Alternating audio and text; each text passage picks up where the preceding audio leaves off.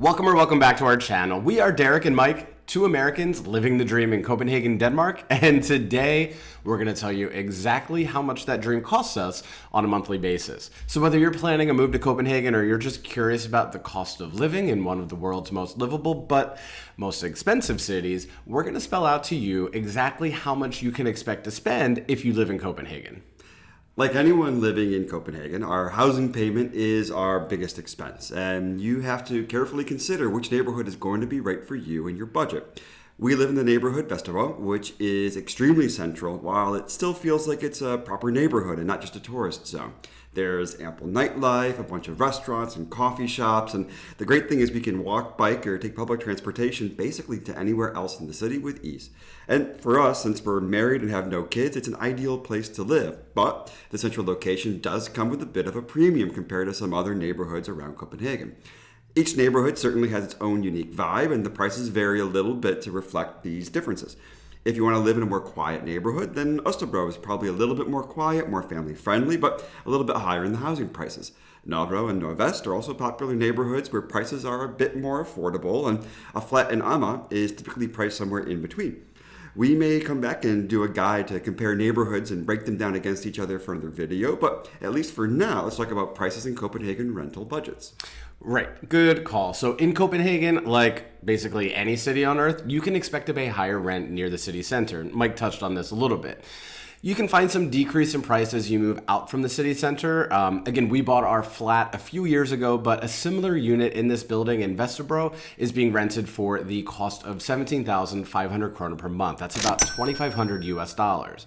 The real challenge for many people, though, who rent in Copenhagen is your move-in costs. So most properties, including this one, require 3 months as a deposit plus your first month of rent and utilities. So renting that particular apartment could cost over 10,000 US dollars to move in.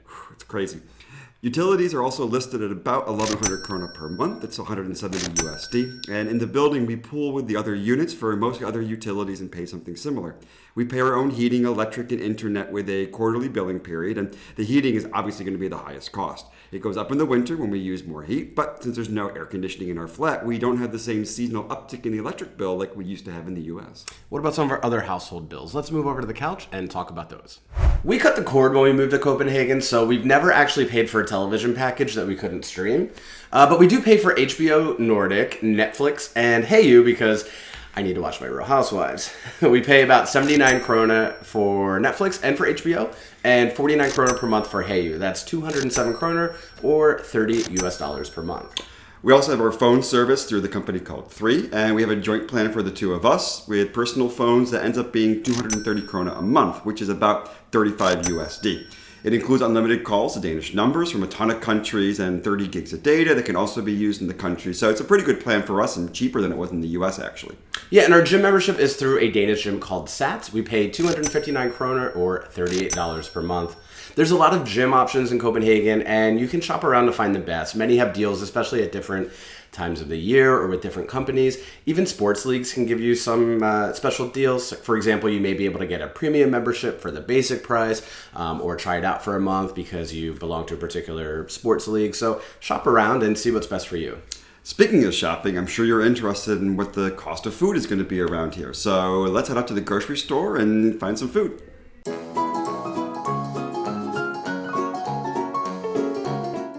Danish grocery prices are some of the highest in Europe. If you want to learn a little bit more why, we actually have a video about this on why Danish grocery stores suck.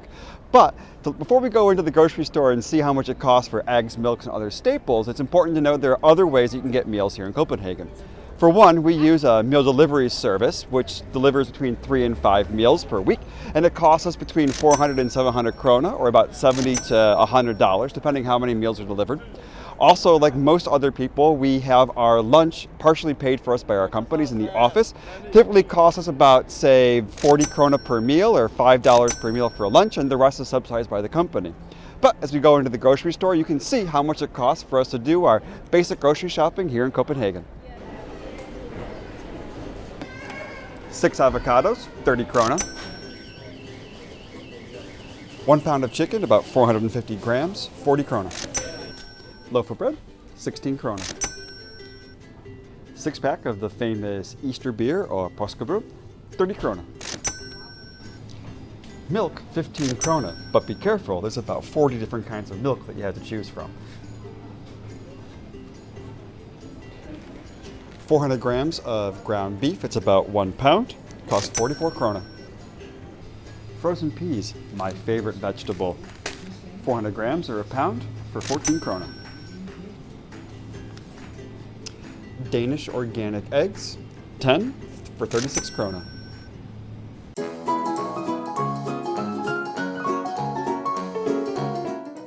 Now, I probably don't need to tell you that in Denmark, you're not going to have an out-of-pocket expense for a visit to a doctor. That will be provided for you, and Denmark pays for that. However, if you do need to get some medication prescribed, you'll pay for that out of pocket in most cases, and you'll get that filled at an apotheke or a pharmacy like the one behind me. You also may have an expense out of pocket if you decide to go to a dentist. For me, when I go to a dentist for a checkup and a teeth cleaning, I pay about 750 kroner or $110 for that visit. If I need any other medical work, let's say I don't brush my teeth enough and I have a cavity to be filled, I'll pay for that on top of that 750 kroner fee, and that can maybe even double that expense. Now, I also get a monthly haircut, and I pay 350 kroner for the place that I go to, which is about $51 US. I can certainly shop around and find a cheaper place, or if I went to a more kind of simple barber, I could pay less, maybe 150 kroner for a visit like that. Usually those places are, I don't want to say less reputable, but they'll usually ask you to pay cash, which means, you know, they may not be paying their taxes. Also, if you're a female and getting a woman's haircut or some other services, you can expect to pay more for that. A wash, cut, and blow dry for a woman's hair, maybe up to 1,000 kroner in some places. Of course, it all depends on that range, but 1,000 kroner would be about 150 US dollars. And again, shop around. It depends if you want a nice salon or if you want a simple barber shop or something in between like where I go.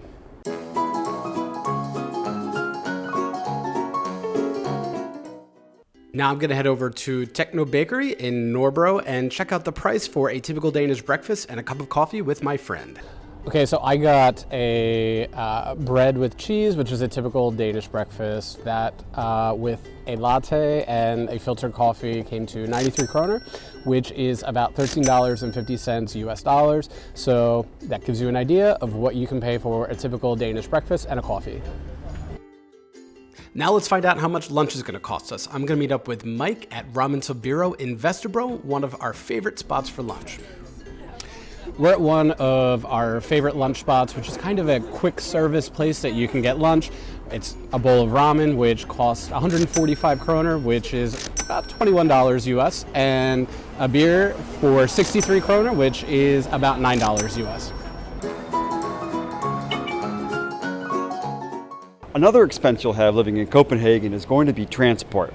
Now, cars are famously expensive here in Denmark. We had a company car for a time, and it cost us about 4,000 krona a month, or $600. This included the taxes, the money we had to pay to the company for the car, parking, and everything else. So it's not a cheap option.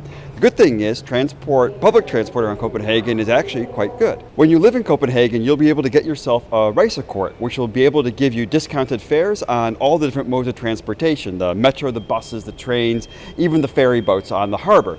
You also may want to have this if you commute a distance to work that's a little bit farther than you can go by bike. For me, I had a job that was pretty far outside of the city, about 7 zones away, and it cost me about 1,200 kronas per month, or about $175. Copenhagen uses a zone system, so you're going to pay depending how far you go from point to point. The cheapest you can do is a 2-zone fare, which runs 24 krona if you buy a ticket by yourself, or if you have a relocate, you can get a discount of about half.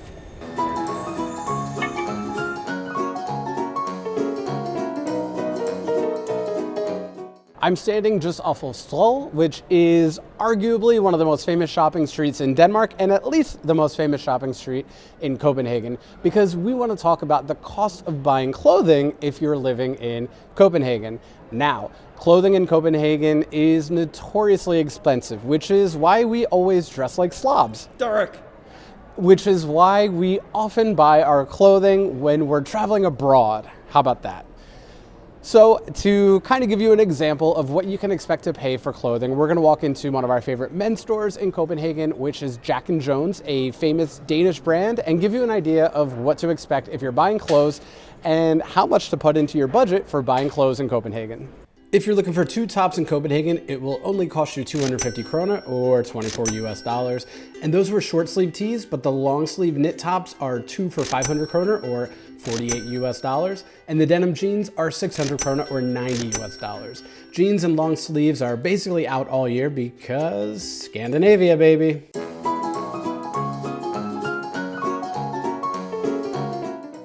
Now we're here on Gammelstrand in the heart of Copenhagen city center because we want to make sure you understand what it's going to take to have a night out here in Copenhagen.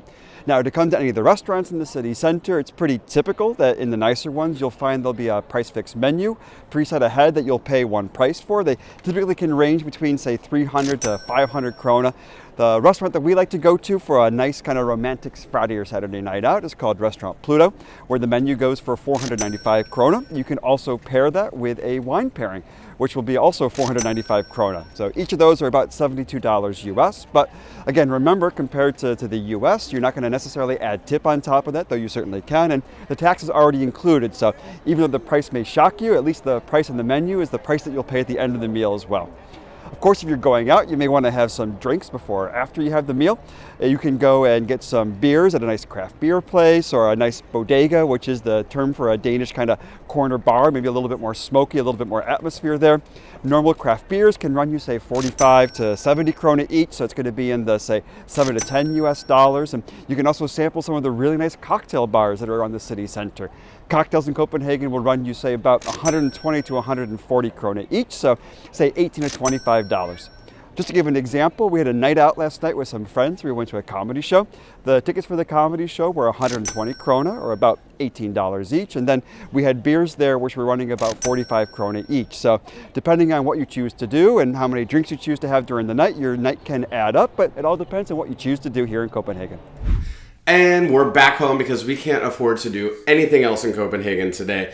But if you want some more secrets and tips for how to manage your money if you are moving to Denmark, check out this video right here. Don't forget to like this video so more people like you can find it. Subscribe to our channel for more information like this. And check out our Patreon where you can find even more exclusive members-only content and support our channel at the same time. Thanks for watching, everybody. Hi, hi.